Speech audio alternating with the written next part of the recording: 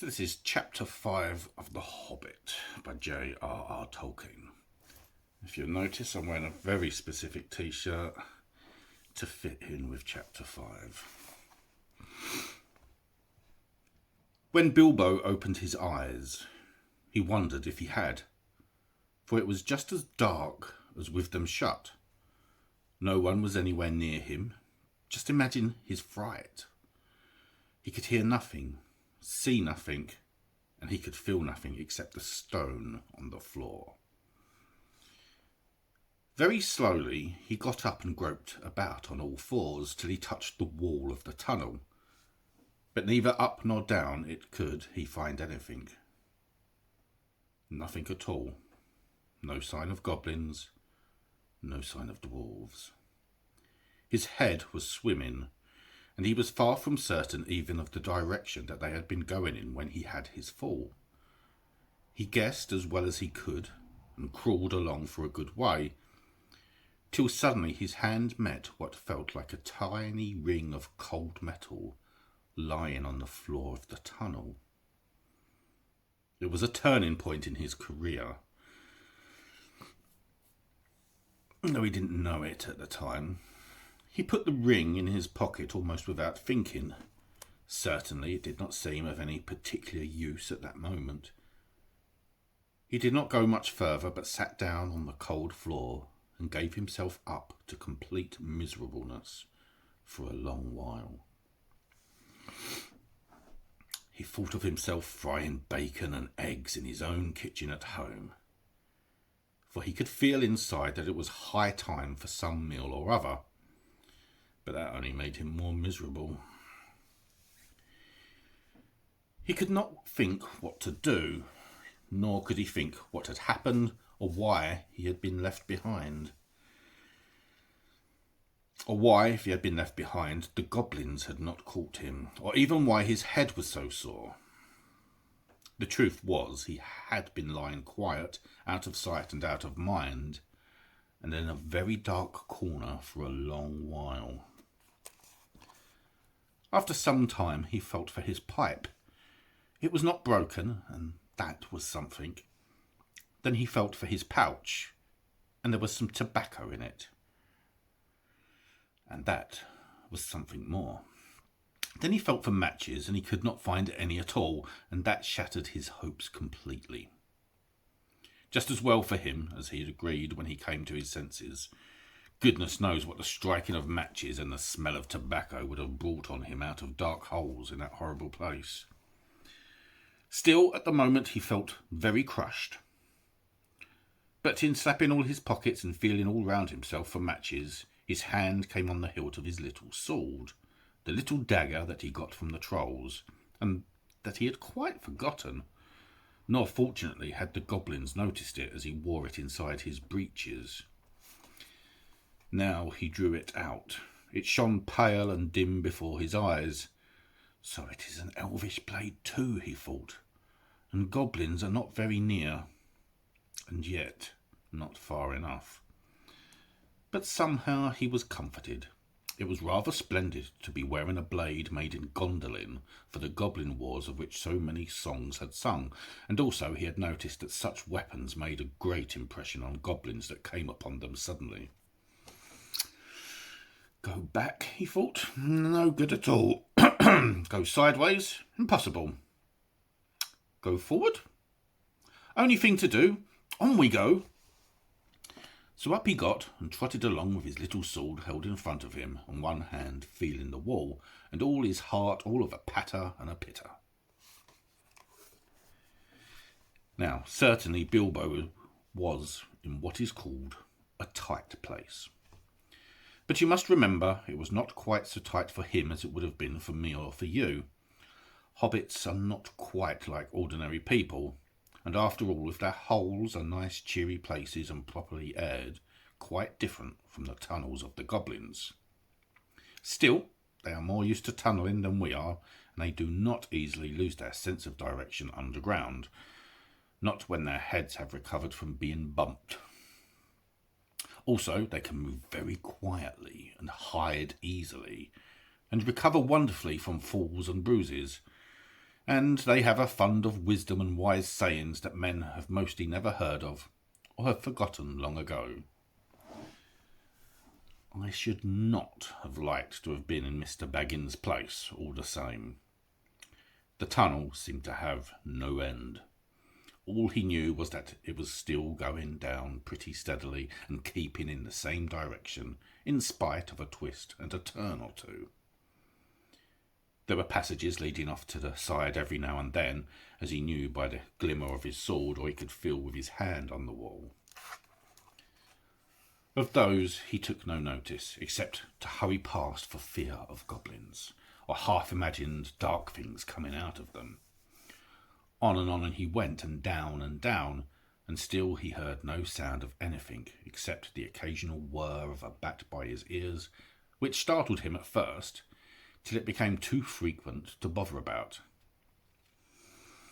I do not know how long he kept on like this, hating to go on, not daring to stop, on, until he was tireder than tired. It seemed like all the way to tomorrow, and over it to the days beyond. Suddenly, without any warning, he trotted splash into water. Ugh! It was icy cold. That pulled him up sharp and short. He did not know whether it was just a pool in the path, or the edge of an underground stream that crossed the passage, or the brink of a deep, dark, subterranean lake. The sword was hardly shining at all. He stopped, and he could hear, when he listened hard, drops dripping from an unseen roof into the water below, but there seemed no other sort of sound. So it is a pool or a lake, and not an underground river, he thought. Still, he did not dare to wade out into the darkness. He could not swim, and he thought too of nasty slimy things with big bulging blind eyes wriggling in the water. There are strange things living in the pools and lakes in the hearts of mountains.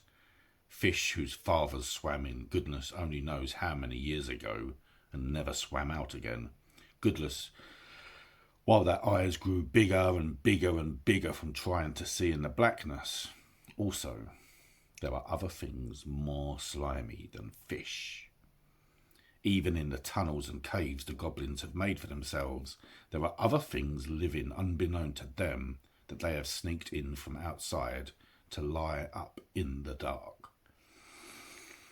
Some of these caves, too, go back in their beginnings to ages before the goblins, who only widened them and joined them up with passages, and the original owners are still there in odd corners, slinking and nosing about.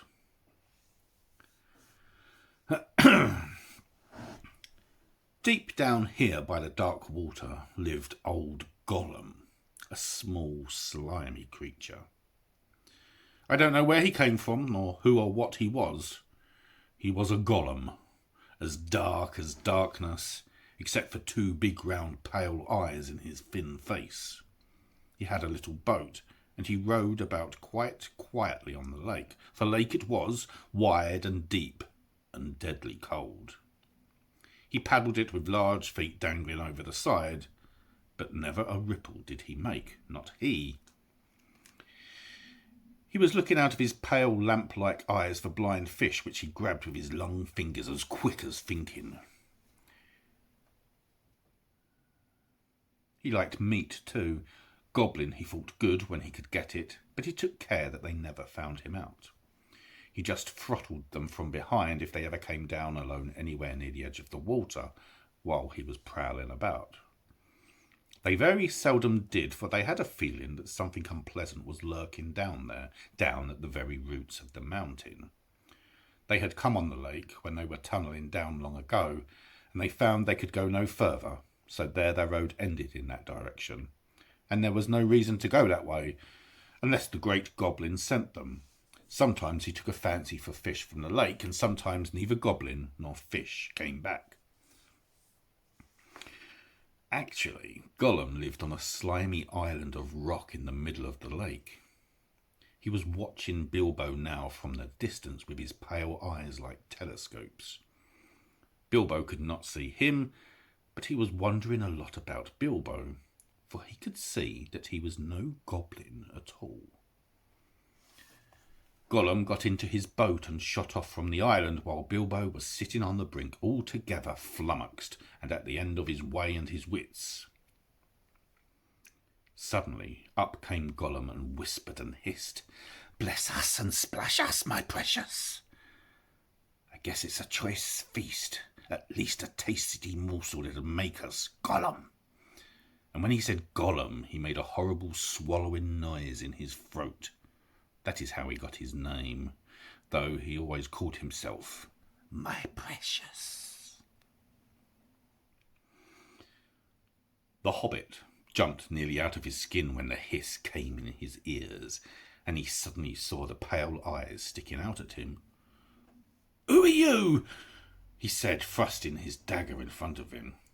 "What is he, my precious?" whispered Gollum, who always spoke to himself through never having anyone else to speak to. This is what he had come to find out, for he was not really very hungry at the moment, only curious. Otherwise he would have grabbed first and whispered afterwards. "I am Mr. Bilbo Baggins. I have lost the dwarves and I have lost the wizard, and I don't know where I am. And I don't want to know, if only I can get away." "What's he got in his handses?" said Gollum, looking at the sword, which he did not quite like. "A sword, a blade which came out of Gondolin," said Gollum, and became quite polite. "Perhaps ye sits here and chats with it a bitsy, my precious. It likes riddles. Perhaps it does it?" He was anxious to appear friendly, at any rate for the moment, and until he found out more about the sword and the Hobbit, whether he was quite alone really, whether he was good to eat, and whether Gollum was really hungry. Riddles were all he could think of. Asking them, and sometimes guessing them, had been the only game he had ever played with other funny creatures sitting in their holes in the long, long ago before he lost all his friends and was driven away alone and crept down into the dark under the mountains. "Very well," said Bilbo, who was anxious to agree, until he found out more about the creature, whether he was quite alone, whether he was fierce or hungry, and whether he was a friend of the goblins. "You ask first," he said, because he had not had time to think of a riddle. Sir Gollum hissed. "What has roots as nobody sees, is taller than trees, up it goes, and yet never grows." "Easy," said Bilbo. "Mountain, I suppose." "Does it guess easy? It must have a competition with us, my precious. If precious asks and it doesn't answer, we eats it, my precious. If he asks us and we doesn't answer, then we does what it wants, eh? We shows it the way out, yes." "All right," said Bilbo, not daring to disagree, and nearly bursting his brain to think of riddles that could save him from being eaten. 30 white horses on a red hill. First they champ, then they stamp, then they stand still. This was all he could think of to ask. The idea of eating was rather on his mind. It was rather an old one too, and Gollum knew the answer as well as you do. "Chestnuts, chestnuts," he hissed. Teeth, my precious. "But we has only 6. And then he asked his second. "Voiceless it cries, wingless flutters, toothless bites, mouthless mutters." "Half a moment," cried Bilbo, who was still thinking uncomfortably about eating. Fortunately, he had once heard something rather like this before, and getting his wits back, he thought of the answer. Wind, of course, he said, and he was so pleased that he made up one on the spot. This all puzzled the nasty little underground creature, he thought. An eye in a blue face saw an eye in a green face. "That eye is like to this eye," said the first eye, "but in low place, not in high place." Said Gollum.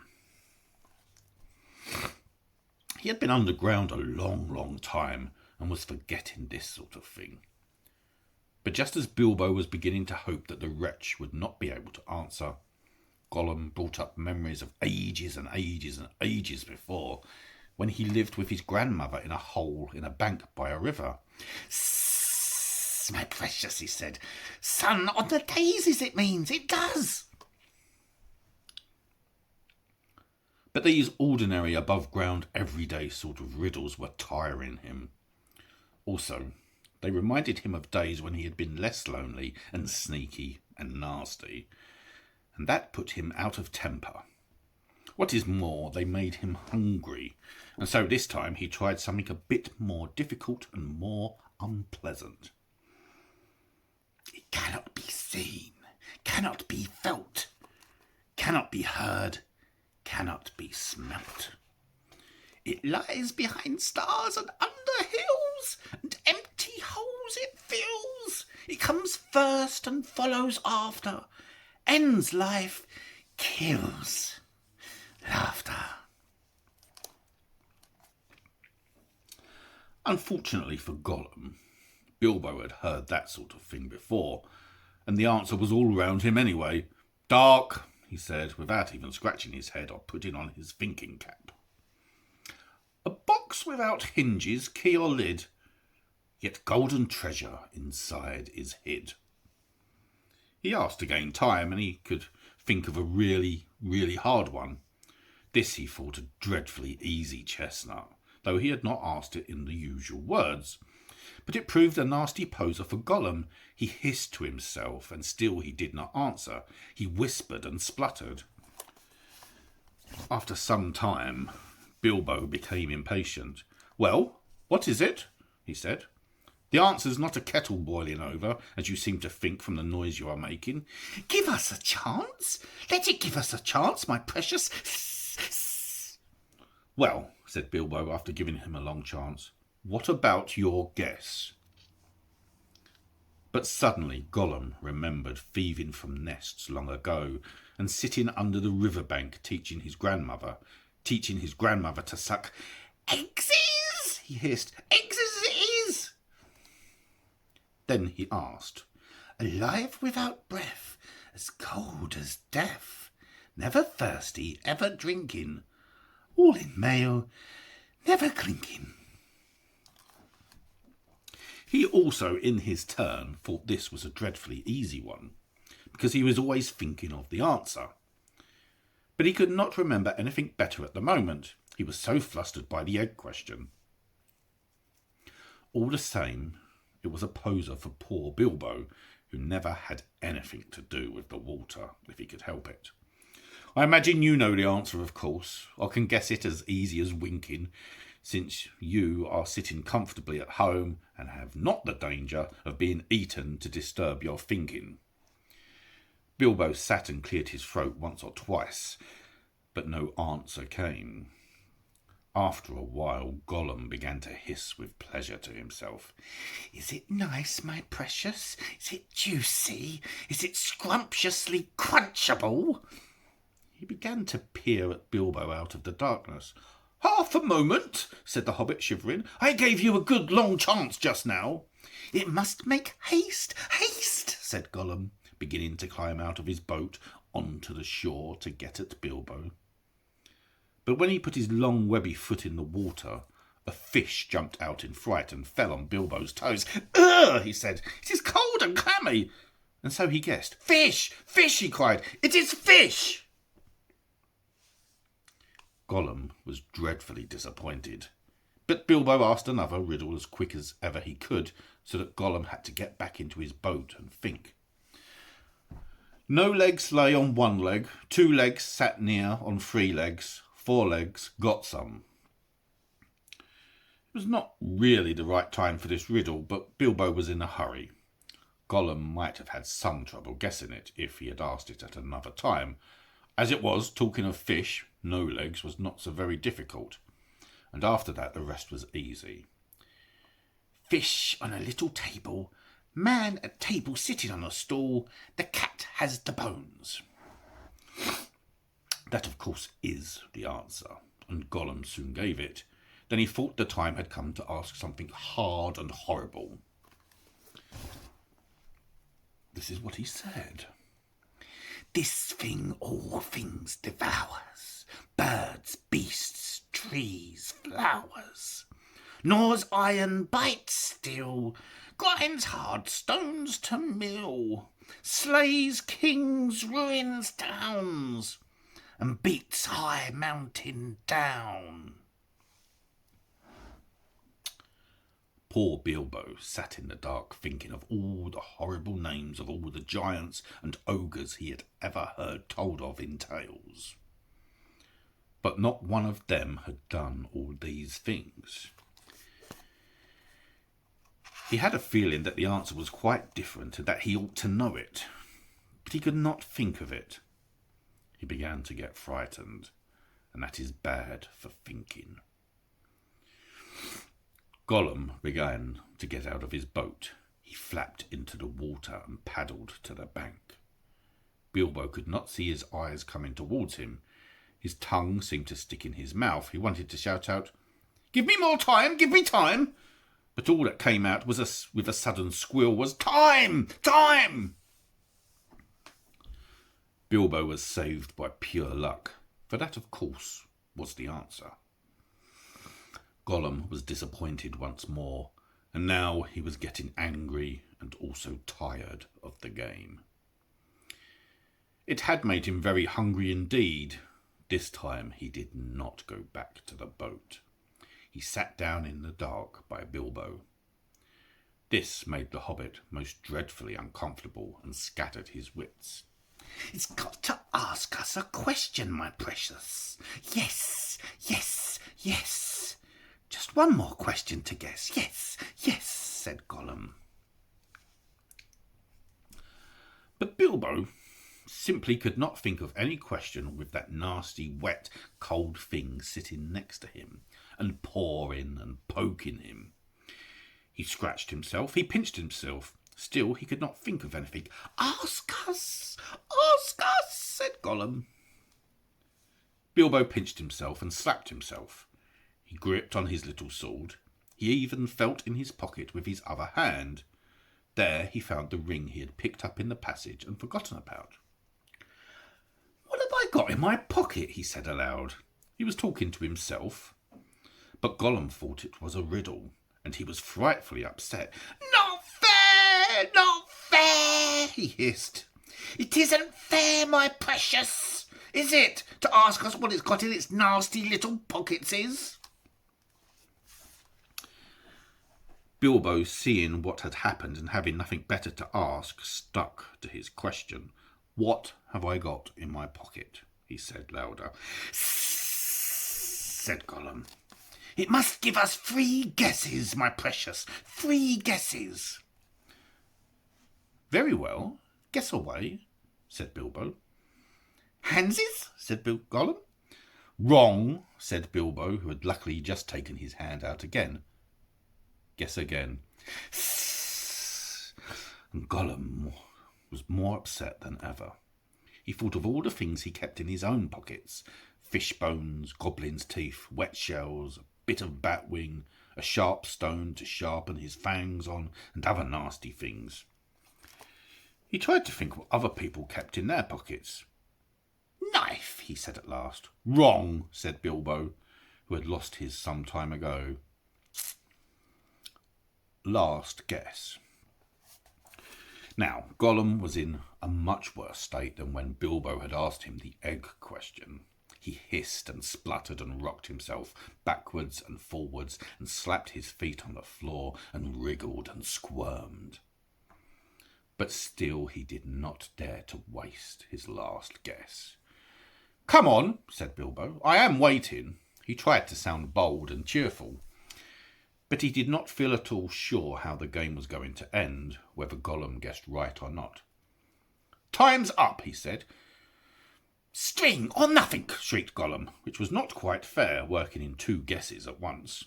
"Both wrong," cried Bilbo, very much relieved, and he jumped at once to his feet, put his back to the nearest wall, and held out his little sword. He knew, of course, that the riddle game was sacred and of immense antiquity, and even wicked creatures were afraid to cheat when they played at it. But he felt he could not trust this slimy thing to keep any promise at a pinch. Any excuse would do for him to slide out of it, and after all, that last question had not been a genuine riddle according to the ancient laws. But at any rate, Gollum did not at once attack him.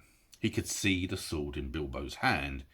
He sat still, shivering and whispering. At last, Bilbo could wait no longer. "Well," he said, "what about your promise? I want to go. You must show me the way." "Did we say so, precious? Show the nasty little Baggins the way out. Yes, yes. But what has it got in his pockets, eh? Not string, precious, but not nothing. Oh, no, Gollum." "Never you mind," said Bilbo. "A promise is a promise." "Cross it is, impatient, precious," hissed Gollum. "But it must wait. Yes, it must. We can't go up the tunnel so hasty. We must go and get some things first. Yes, things to help us." "Well, hurry up," said Bilbo, relieved to think of Gollum going away. He thought he was just making an excuse and did not mean to come back. What was Gollum talking about? What useful thing could he keep out on the dark lake? But he was wrong. Gollum did mean to come back. He was angry now and hungry, and he was a miserable, wicked creature, and already he had a plan. Not far away was his island, of which Bilbo knew nothing, and there in his hiding place he kept a few wretched oddments, and one very beautiful thing, very beautiful, very wonderful. He had a ring, a golden ring, a precious ring. "My birthday present," he whispered to himself, as he had often done in the endless dark days. "That's what we wants now. Yes, we wants it."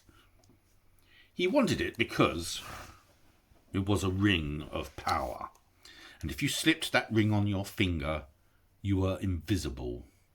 Only in the full sunlight could you be seen, and then only by your shadow, and that would be shaky and faint. "My birthday present! It came to me on my birthday, my precious." So he had always said to himself, but who knows how Gollum came by that present, ages ago in the old days when such rings were still at large in the world. Perhaps even the master who ruled them could not have said. Gollum used to wear it at first till it tired him, and then he kept it in a pouch next to his skin till it galled him, and now usually he hid it in a hole in the rock on his island, and was always going back to look at it, and still sometimes he put it on, when he could not bear to be parted from it any longer, or when he was very, very hungry and tired of fish. Then he would creep along dark passages looking for stray goblins. He might even venture into places where the torches were lit and made his eyes blink and smart. For he would be safe. Oh yes, quite safe. No one would see him, no one would notice him, till he had his fingers on their throat. Only a few hours ago he had worn it and caught a small goblin imp. How it squeaked! He still had a bone or two left to gnaw, but he wanted something softer. "Quite safe, yes," he whispered to himself. "It won't see us. Will it, my precious? No, it won't see us, and its nasty little sword will be useless. Yes, quite." This is what it was like in his wicked little mind, and he slipped suddenly from Bilbo's side and flapped back to his boat and went off into the dark. Bilbo thought he had heard the last of him. Still, he waited a while, for he had no idea how to find his way out alone. Suddenly he heard a screech. It sent a shiver down his back. Gollum was cursing and wailing away in the gloom, not very far off by the sound of it. He was on his island, scrabbling here and there, searching and seeking in vain. "Where is it? Where is it?" Bilbo heard him crying. "Lost it is, my precious, lost, lost! Curse us and crush us, my precious!" Precious is lost! I don't know how Andy Serkis did this. Wow. What's the matter? Bilbo called. What have you lost? It mustn't ask us, shrieked Gollum. Not its business, no, Gollum. It's lost! Gollum, Gollum, Gollum. Well, so am I, said Bilbo. And I want to get unlost. And I won the game, and you promised. So come along, come and let me out, and then go on with your looking. Utterly miserable as Gollum sounded, Bilbo could not find any pity in his heart, and he had a feeling that anything Gollum wanted so much could hardly be something good. Come along, he shouted. No, not yet, Precious, Gollum answered. We must search for it. It's lost, Gollum.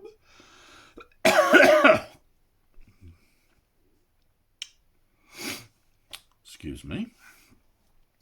But you never guessed my last question, and you promised, said Bilbo. Never guessed, said Gollum. Then suddenly out of the gloom came a sharp hiss. What has it got in its pockets, Is? Tell us that. It must tell first.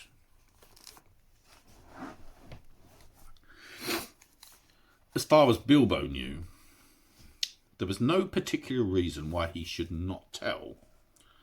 Gollum's mind had jumped to a guess quicker than his. Naturally, for Gollum had brooded for ages on this one thing, and he was always afraid of it being stolen. But Bilbo was annoyed at the delay. After all, he had won the game, pretty fairly, at a horrible risk. Answers were to be guessed, not given, he said. But it wasn't a fair question, said Gollum. Not a riddle, Precious, no. Oh, well, if it's a matter of ordinary questions, Bilbo replied, then I asked one first. What have you lost? Tell me that. What has it got in its pockets, Is? The sound came hissing, louder and sharper, and as he looked towards it, to his alarm, Bilbo now saw two small points of light peering at him. As suspicion grew in Gollum's mind, the light of his eyes burned with a pale flame. What have you lost? Bilbo persisted. But now the light in Gollum's eyes had become a green fire, and it was coming swiftly nearer. Gollum was in his boat again, paddling wildly back to the dark shore, and such a rage of loss and suspicion was in his heart that no sword had any more terror for him.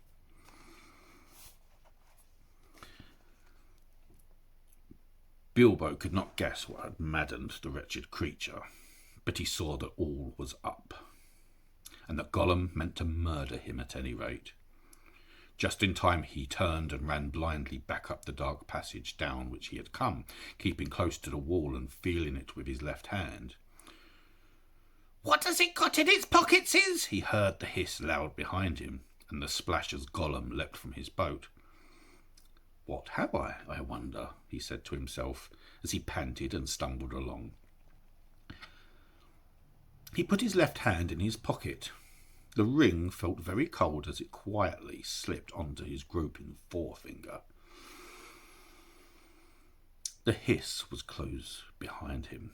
He turned now and saw Gollum's eyes like small green lamps coming up the slope. Terrified, he tried to run faster, but suddenly he struck his toes on a snag in the floor and fell flat with his little sword under him. In a moment, Gollum was on him. But before Bilbo could do anything, recover his breath, pick himself up, or wave his sword, Gollum passed by, taking no notice of him, cursing and whispering as he ran. What could it mean? Gollum could see in the dark. Bilbo could see the light of his eyes palely shining even from behind.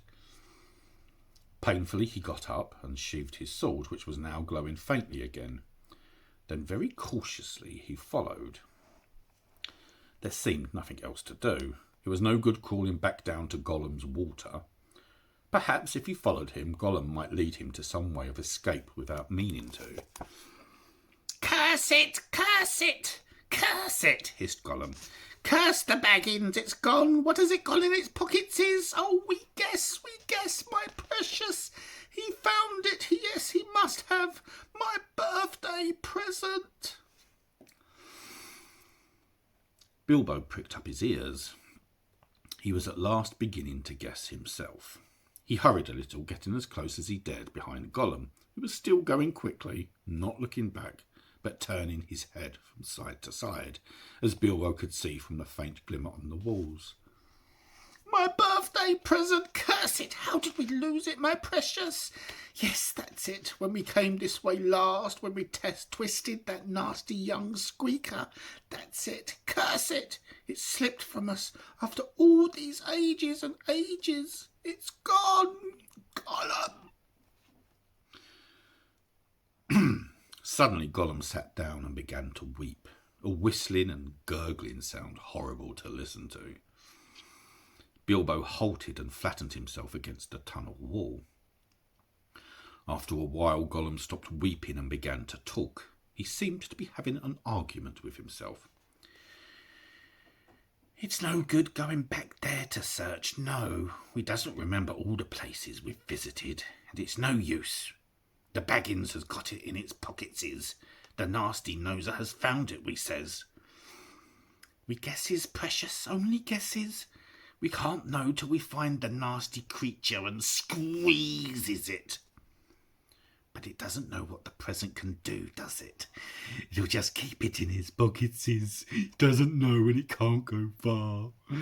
It's lost itself, the nasty nosy thing. It doesn't know the way out. It said so. It said so, yes, but it's tricksy. It doesn't say what it means. It won't say what it's got in its pockets is. It knows. It knows a way in. It must know a way out, yes. It's off to the back door. To the back door, that's it. The goblinsies will catch it then. It can't get out that way, precious. Gollum. Goblinsies, yes.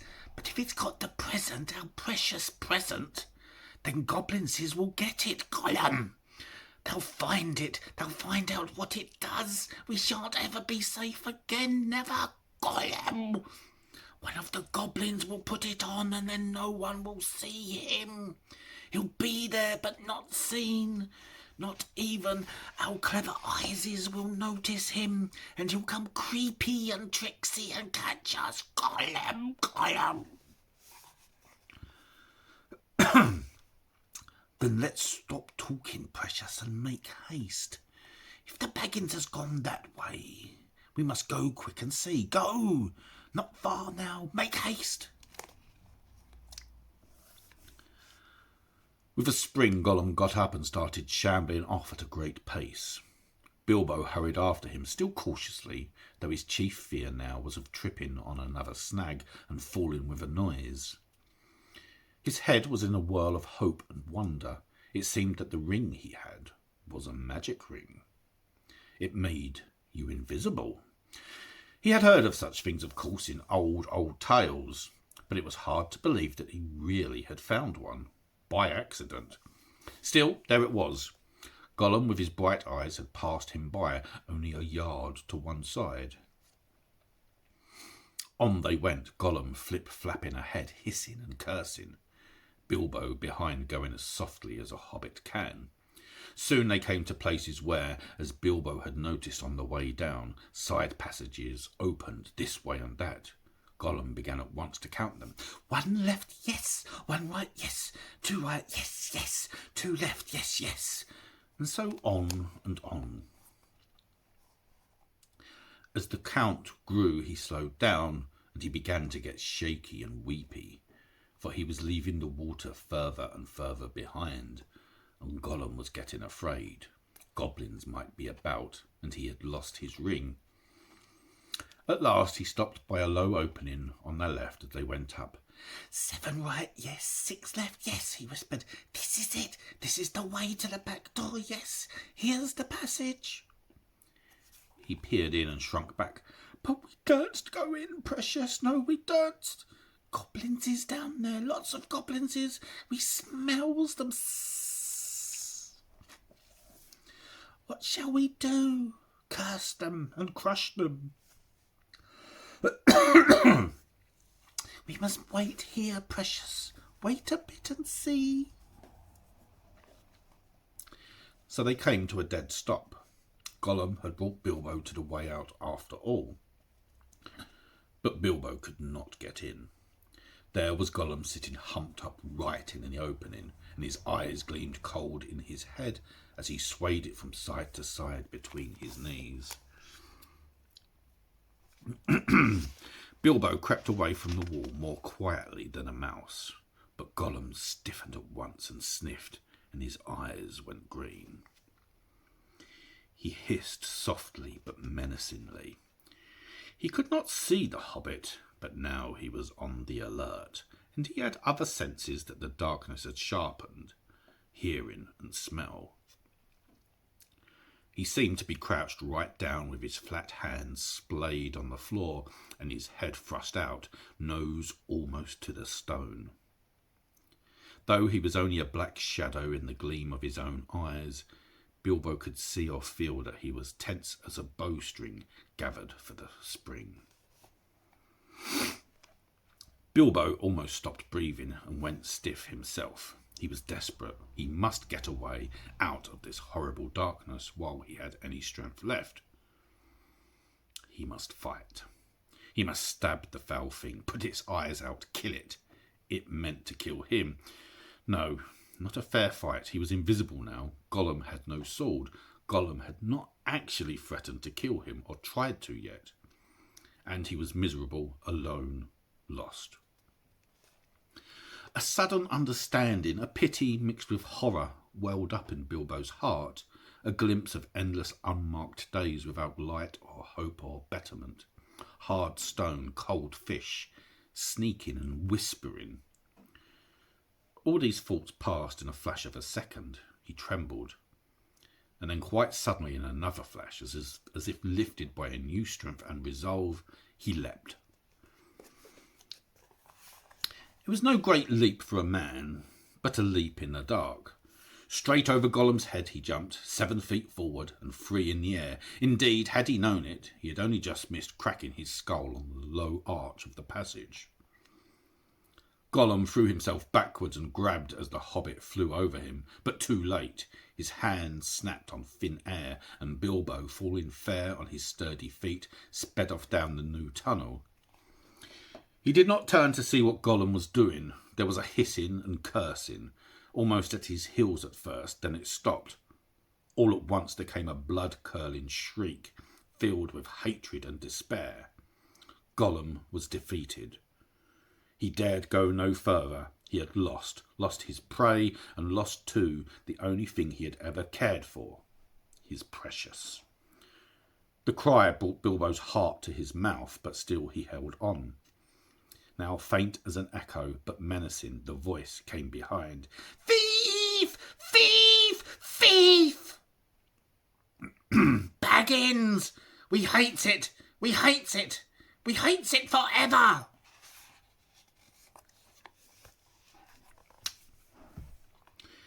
Then there was a silence, but that too seemed menacing to Bilbo. If goblins are so near that he smelt them, he thought, then they've heard his shrieking and cursing. Careful now, or this way will lead you to worse things. The passage was low and roughly made. It was not too difficult for the Hobbit, except when, in spite of all care, he stubbed his poor toes again, several times on nasty jagged stones in the floor. A bit low for goblins, at least for the big ones, thought Bilbo, not knowing that even the big ones, the orcs of the mountains, go along at a great speed, stooping low, with their hands almost on the ground. Soon the passage that had been sloping down began to go up again, and after a while it climbed steeply. That slowed Bilbo down, but at last the slope stopped, the passage turned a corner and dipped down again, and there at the bottom of a short incline he saw, filtering round another corner, a glimpse of light. Not red light as of fire or lantern, but a pale out-of-doors sort of light. Then Bilbo began to run. Scuttling as fast as his legs would carry him, he turned the last corridor and came suddenly right into an open space where the light, after all that time in the dark, seemed dazzlingly bright.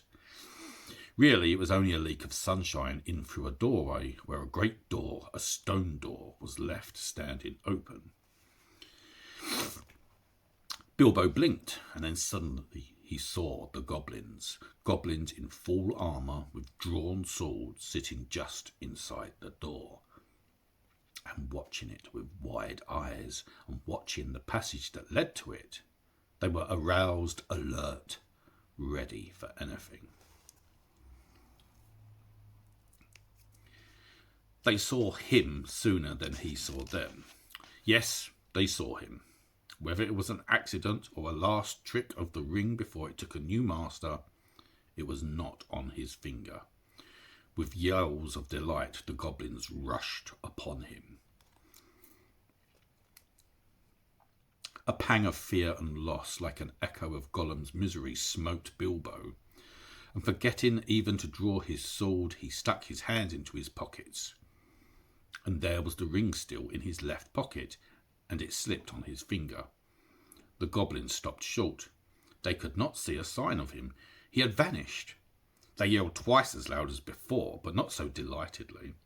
"Where is it?" they cried. "Go back up the passage," some shouted. "This way," some yelled. "That way," others yelled. "Look out for the door," bellowed the captain.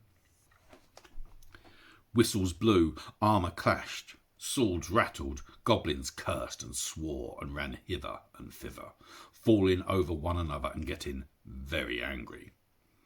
There was a terrible outcry, to-do, and disturbance. Bilbo was dreadfully frightened, but he had the sense to understand what had happened and to sneak behind a big barrel which held drink for the goblin guards, and so get out of the way and avoid being bumped into, trampled to death, or caught by feel. "I must get to the door, I must get to the door," he kept on saying to himself. But it was a long time before he ventured to try. Then it was like a horrible game of blind man's buff. The place was full of goblins running about, and the poor little hobbit dodged this way and that, was knocked over by a goblin who could not make out what he had bumped into, scrambled away on all fours, slipped between the legs of the captain just in time, got up and ran for the door. It was still ajar, but a goblin had pushed it nearly to. Bilbo struggled, but he could not move it. He tried to squeeze through the crack. He squeezed, and he was stuck. It was awful. His buttons had got wedged on the edge of the door and the doorpost. He could see outside into the open air.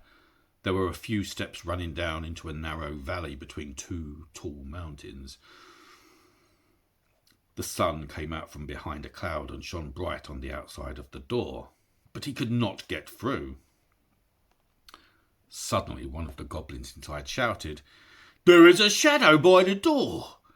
Something is outside!" Bilbo's heart jumped into his mouth. He gave a terrific squirm. Buttons burst off in all directions. He was through, with a torn coat and waistcoat, leaping down the steps like a goat, while bewildered goblins were still picking up his nice brass buttons on the doorstep. Of course, they soon came down after him, hooting and hallooing and hunting among the trees. But they don't like the sun. It made their legs wobble and their heads giddy. They could not find Bilbo with the ring on, slipping in and out of the shadow of the trees, running quick and quiet, and keeping out of the sun. So soon they went back grumbling and cursing to guard the door. Bilbo had escaped. And that's the end of the chapter. I'm going to have a drink now and hope that my voice recovers, and hope that you have enjoyed this chapter of The Hobbit. The next chapter is chapter 6, Out of the Frying Pan and Into the Fire. I hope you enjoyed that. See you soon. Cheers.